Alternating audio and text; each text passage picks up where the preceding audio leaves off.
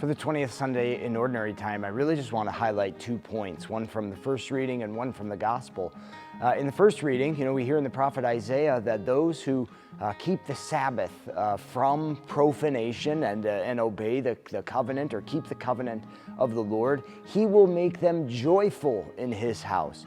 And it's just a keen reminder to us that the Sabbath is important. In the Old Testament, the particular Sabbath of the law, and worshiping as God has called the people to.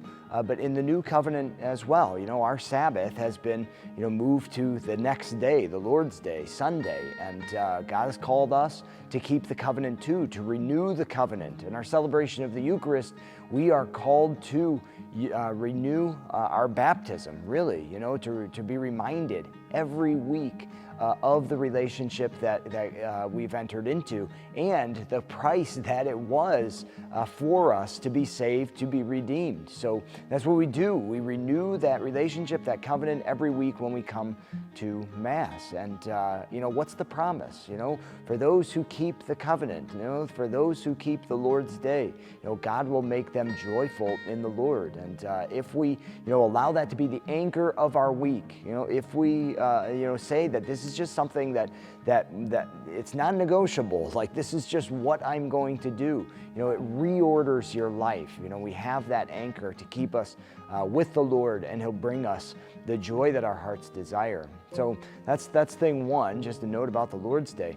The Gospel reading is one of those challenging readings where you stop and wonder, like, Jesus, was that nice? What you just said to that lady?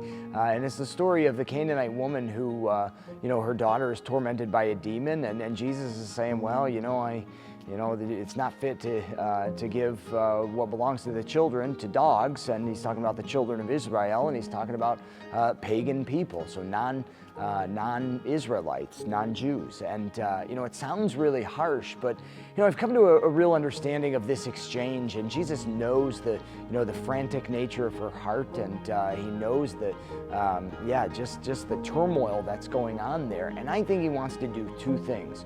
One, just press pause, like let's let your heart settle a minute, without saying calm down or, what's the problem? He understands all of that, right?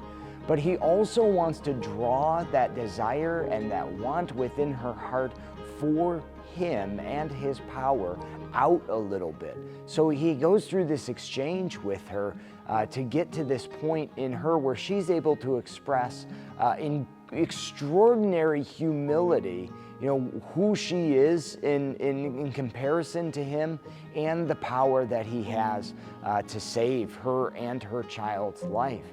The humility that comes about, and the faith that's really expressed. At first it's just this frantic, fix this problem for me.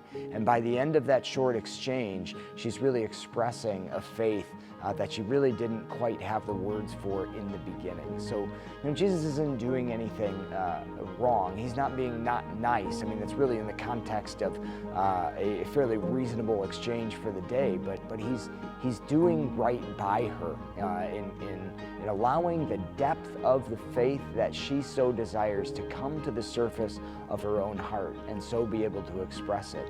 And in that, she's being given an even greater gift than just the simple saving of her daughter's life, that she might know Jesus, the Lord, the Savior of all who come to Him.